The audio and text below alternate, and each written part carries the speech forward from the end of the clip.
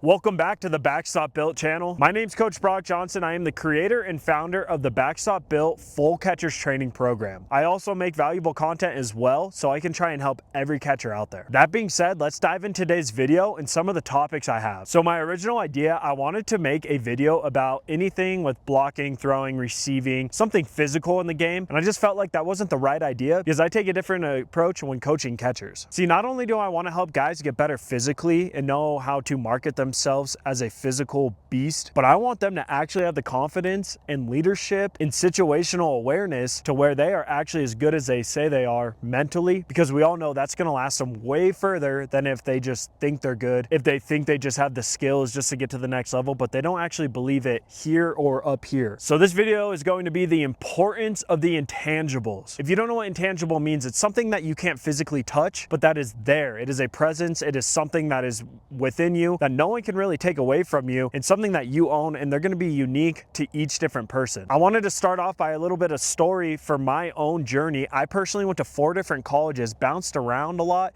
was able to play at all 4 of them, and then was able to go to the professional level, which was an absolute blessing. But when I look at the reason why I always won the starting role, or was always in that mix of being the guy, it had really nothing to do with my physical skills. Now, I'll be very honest, I was always able to block from a young age, no matter what. And we all know blocking is one thing you have to be able to do to have your name in the door as a starter. Now, the second one, receiving, I was always good at, but things changed for me in my career. Not until my freshman year in college is when everyone started working low to high. So I had to learn that on the fly, and I actually got pretty good at it right away because I saw how important that was going to be early on, and I realized I needed to work on it a lot. So I ended up getting really good at it because I had no prior experience in it. Now, when it came to throwing, I used to be so good at throwing. I had a great pop time in high school, just an absolute laser. Once I got to college, there was a few things to where my throwing went up and down, but at one point my sophomore year in college, my arm was the best it ever felt. I felt like I could hose anyone. I never really knew what my mechanics were because I never really filmed myself. That's why I'm a huge advocate on having proper evaluation. But unfortunately, my junior year when I was at a JUCO, I had an arm injury like the second game of the year, and it totally freaked me out. I was able to play the whole year. I earned the starting role. I was a very valuable hitter in the lineup. I did everything else besides being able to throw as a catcher. I think honestly, I threw out maybe 3 guys that whole year. It was not good at all. I felt like I was playing through an injury. Mentally, I had no clue what was going on, but everything else was pretty good. So that just goes to show you that I wasn't the world's best catcher at each of those categories by any means. So you're probably wondering, how did you play and what is the point you're trying to get to? And the point is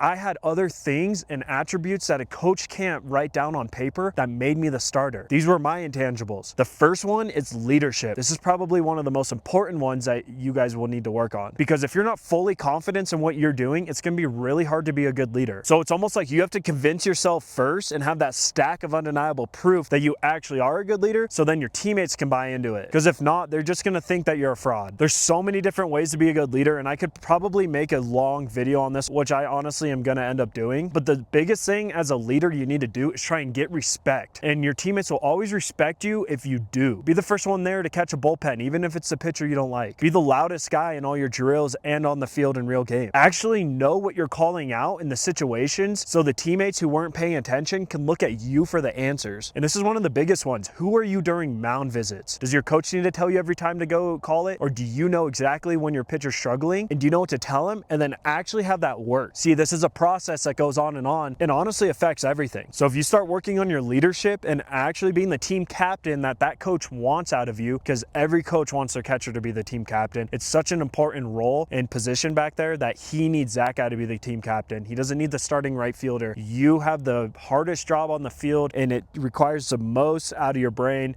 so you need to be the leader. And your coach probably isn't going to spend time teaching you how to be a leader. So first off, I was really good at being a leader just because I had that attribute, and that's part of the reason I always wanted to be a catcher. I wanted to take control. I realized everyone is staring at me and I get to look at them and tell them what to do, not because I was just bossy, I promise. Now, the second big one I want to talk about is confidence. And you need to start shifting your confidence on what really matters. So many catchers out there are so concerned in a real game about if their pop time was good enough. Did I block enough balls? Did I steal enough strikes? Did I do that perfectly? That they're not focused on the teammates that are relying on them. So you're honestly being selfish and you're just too worried about your own skills, and a coach can see that. When it's game time, throw all your physical mechanics out the window and go out there and play and lead and take control and be confident in yourself. During your game is not the time to worry about what your pop time was or anything stat related. You should be so focused on calling a good game and taking control and giving your pitcher confidence and getting outs that you forget about everything else. Then afterwards, you can see what your metrics were if you really want, or stats. But the sooner you can realize that baseball is a game of failure and you are playing the hardest position in almost all sports in the hardest game, that is only failure, where you're getting the ball most of the time. So by those numbers, you're going to be failing the most out of anyone on the field technically. And the more we can cut that down and realize that and not let one little mishap, ruin our confidence or upset us and move forward, that's what coaches are looking for, and that's the maturity. Now this goes into the last one that I just said, which is honestly just being mature back there. And a lot of this has to do with situational stuff. Do you actually know what you're calling on a first and third? Do you know what you're calling on bunt defense? Do you know the best times you could back pick and when you absolutely should not? Do you know your cuts and relays? And if you have any doubts, that's why practice is a thing, and your coach isn't going to judge you for making sure you absolutely have it right in practice so you don't mess up in a game. And maturity comes way deeper than just who we are as a player. It's you as a person as well. Who are you on the field? I personally was a very goofy guy and I loved it, but it kept me locked in, and that's how I knew how I could be the most mature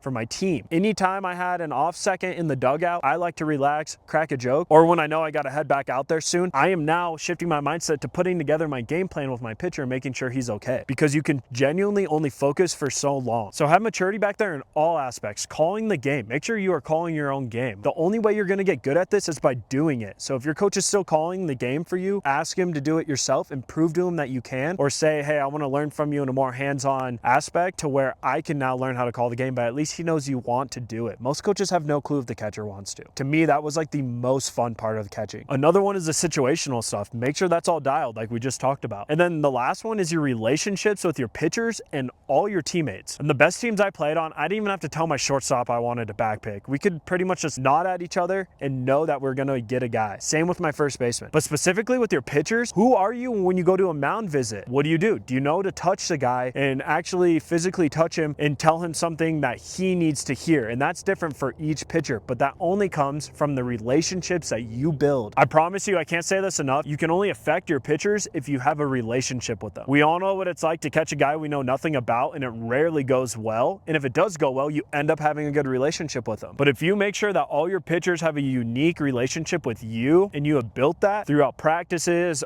stuff off the field, could be at school, in the dugout if you're not playing that day, in the bullpen is a big one, then you know them better. And when you get into the game, they're going to have confidence in who they're throwing to. And not only that, they're going to tell the coach that they want you behind the dish, and that's how you get more playing time. So these are a lot of the things that, like I said, you can't put a stat on paper for. And this is the biggest reason that I played, because coaches saw that I like to do that type of stuff. And why would they not want me back there? I make their job easier. I make their life easier. I tried to be mature, leader, and I really studied the game. So that just shows them how much I want to be there and how much I care about the team. Every coach loves that. But honestly, you're too focused on if your pop time was sub 2, or if your blocking in one knee down stance was absolutely perfect, or receiving stole enough strikes. Don't worry about those things. Those will come on their own if you're putting in the work with them, 100%. But the reason why those will come on their own is because you have confidence on the inside of who you are. So when you actually are putting in the work on those things on the outside, because you built a good foundation up here and in here, then you're actually going to be able to reap the benefit of those new skills way better, versus when I see a player who has a great pop time, all that, but he's shattered up here. He doesn't know how to be a teammate. He doesn't even know how to